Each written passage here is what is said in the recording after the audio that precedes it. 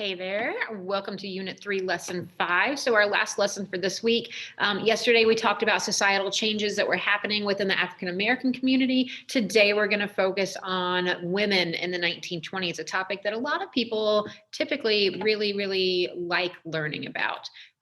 So, you need to know that in the 1920s, we see a new woman kind of emerge. Remember, women have now gotten the right to vote. So we've granted suffrage to women with the passing of the 19th Amendment. Women are starting to be more independent. Women are starting to change the way they look. There's a lot going on within the female community at this point. I do need you to know that when it does come to voting, though, we don't actually end up seeing a huge change in the polls because most women tend to be heavily influenced by their husbands and or their fathers.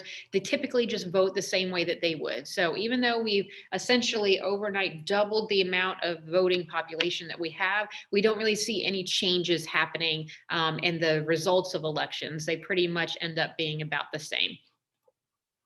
So women during this time period were tending to work more. As we said, it's going to continue to grow, but they do go back once World War I is over, back to those World War I, pre-World War I levels. But it is going to continue to grow over time. Typically speaking, only women living in the cities are going to be the ones with jobs. The jobs that they can have, as we've discussed before, are pretty limited to those kind of like female jobs. They could be a nurse, they could be a secretary, they could become a teacher, things that we usually think of as women doing. Not surprisingly, as we've also discussed before, women are typically also going to get lower pay, and they're usually expected to quit once they get married. Then they need to start being a homemaker and popping out children and taking care of the house.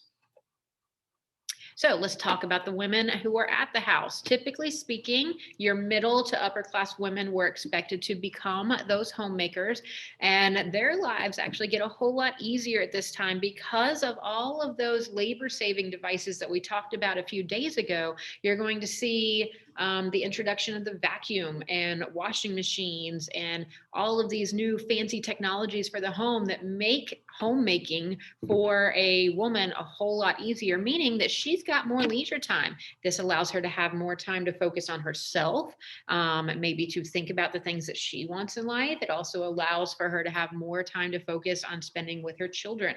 So her day is freed up. It's not like women are sitting around doing absolutely nothing, but her day is made easier because of these advancements in the 1920s.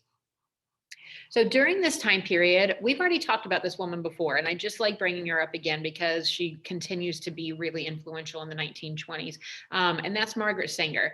The morals of the 1920s are changing. The Victorian kind of way that women were supposed to act and dress and wear corsets and wear, dresses down to the ground and stuff like that, those things are starting to change. Skirts are rising, and women are cutting their hair, and like they're just presenting themselves in different ways, which freaks some people out but really gets a lot of young women energized. And we discussed before about how Margaret Sanger was really pushing for women to be able to have access to birth control, especially because during this time, women do become more promiscuous, and we see a rise in premarital sex taking place. Birth control was illegal in most of your states, so there was a lot of women like Margaret Sanger who worked to push for the acceptance of birth control. You can see here a quote from her that says, "No woman can call herself free who does not control her own body." So she's really out there saying like women should decide when and if they want to have children. In 1921, she founds the American Birth Control League, which I told you would later end up turning into Planned Parenthood, which is still around today. So the other thing I mentioned is that not only were attitudes and actions by women changing during this time, but their style was changing as well. So we can see here that dresses started lifting up to just below the knee. The bobbed haircuts were very popular. Basically, every woman went and like chopped their hair off here. A lot of women dyed their hair, especially like bleaching it blonde was really popular. And the look of the flapper was a little accepted for the younger crowds. It was like, this was good for a young woman, but once you got married, you needed to reel it back in. Like, who are you trying to impress at that point anymore? You didn't have to go full like corsets and knee length or like floor length dresses again, but you just weren't expected to necessarily dress in the same way. And we even see that now. I'm a 37-year-old woman. I'm not walking around in crop tops and stuff like that. But if a young girl wants to wear that and feels good in it, then like go for it. So there's just different styles for different ages. So the flapper look was the look for young women during this time.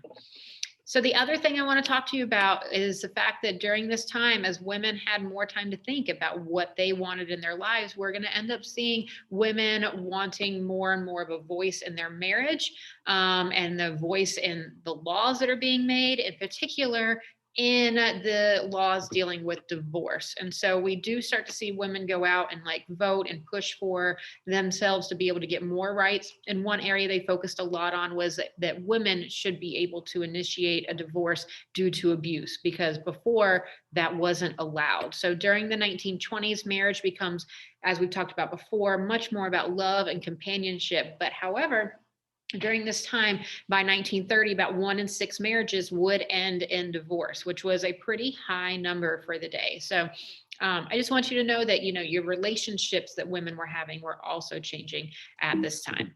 So that brings us to the end of the notes.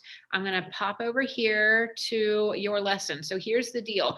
I don't have an activity for you to complete today because I wanted to give you some time to work on your project. So once you are done going through these notes, you're to spend the rest of your time for class today either working on your project, working on those Unit 2 test corrections and getting those turned in to improve your last test grade, or completing any missing work that you might have. Remember, if you're watching this because you were absent, to complete that lesson demonstrated form down below. And other than that, that's all I got for you. And next week, we will continue on learning about stuff that's happening in the 20s. I'll see y'all later.